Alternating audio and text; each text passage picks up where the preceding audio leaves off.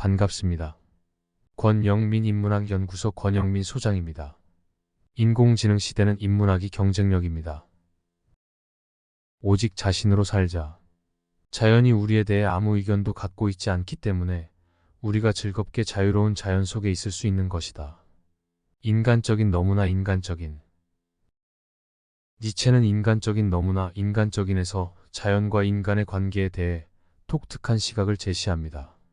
그는 자연이 우리에게 아무 의견도 갖고 있지 않다는 점에서 우리가 즐겁게 자유로운 자연 속에 있을 수 있는 이유를 강조합니다.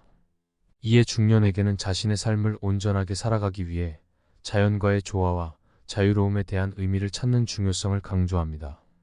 중년은 자기 근원을 찾고 자기 자신이 만족하는 시기입니다.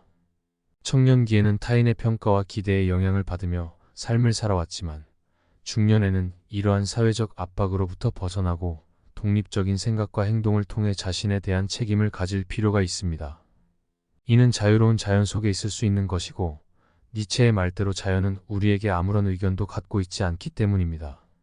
중년이 오직 자신으로 살기 위해서는 자기 자신에게 솔직해지고 자기 자신을 받아들인 후에야 비로소 자기 관리와 자기 개발이 가능해집니다. 중년기에는 자신의 가치를 다시 확인하고 존중하는 과정이 필요합니다. 다른 사람들의 평가나 외부의 규범에 휘둘리는 것이 아니라 자신의 중요성을 느끼며 자유롭게 살아갈 수 있는 자세를 가져야 합니다. 중년에는 자신의 가치와 관심사에 집중하여 발전하는 기회가 있습니다. 타인과의 비교나 경쟁에서 벗어나 자기 모습에 진지하게 집중한다면 자신만의 삶을 만들고 성취할 수 있는 자유로움을 느낄 수 있습니다. 중년에는 자유롭게 자신의 열정과 관심사에 따라 삶을 설계하고 실현해야 합니다. 중년은 타인의 기대와 사회적 압박에서 벗어나 자신에게 집중하며 자유로운 삶을 살아가는 시기입니다. 타인의 평가나 외부의 규범에 영향받지 않고 자신을 받아들이고 존중하는 자세를 갖추고 있다면 중년기에 풍요로운 삶을 즐길 수 있게 됩니다. 니체에게 배우는 인생 해법 3가지. 첫째, 자아의 발견과 수용.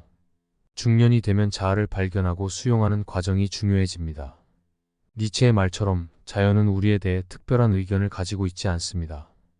중년은 자기 자신과 소통하며 자아의 진실을 이해하고 받아들이는 시기입니다. 둘째, 외부 평가에 대한 자유. 중년에는 외부의 평가나 사회적 압력에 휘둘리지 않고 자유롭게 살아가는 데 중점을 두어야 합니다. 자연과 마찬가지로 우리는 외부의 기대나 판단에 구애받지 않고 자유롭게 살아가는 능력을 개발해야 합니다. 이는 자아 강화와 개인적인 삶의 목표를 추구하는 데 도움이 됩니다. 셋째, 주체적인 삶의 의미 찾기. 니체는 자연과 우리의 관계에서 나온 인내와 수용의 태도에서 삶의 의미를 찾아야 한다고 조언합니다. 자신의 가치관과 목표에 따라 삶을 살아가며 외부의 평가나 사회적인 기준에 휘둘리지 않고 자유롭게 자신의 길을 선택하는 것이 중요합니다. 이번 강의는 여기까지입니다.